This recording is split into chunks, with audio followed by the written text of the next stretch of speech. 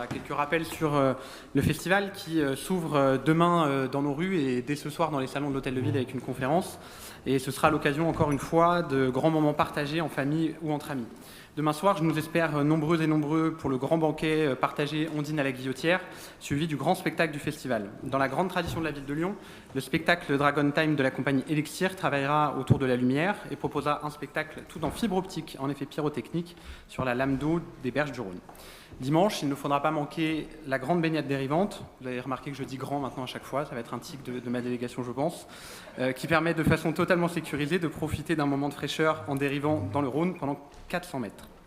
Au-delà de ces temps forts, ce sont plus de 200 animations qui sont proposées dans le cadre du festival pour une multitude de publics. Et bien sûr, il ne faudra pas manquer de venir découvrir la nouvelle Mâche-Croûte, qui est cette année encore plus qu'avant une fierté, puisqu'elle a été construite et travaillée entièrement par les services de la ville de Lyon, les services de la direction événements et animation.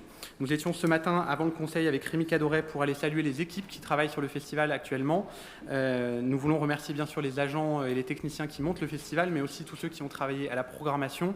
Et particulièrement, nous le savons, le festival, du fait de la canicule, a dû être évidemment un petit peu adapté et les services ont agi avec beaucoup d'agilité justement pour permettre que tout ça se déroule au mieux. Je ne serai pas beaucoup plus long, mais je tenais également à saluer le travail réalisé par Audrey Enoch sous le précédent mandat, puisque l'édition de cette année lui devra évidemment beaucoup.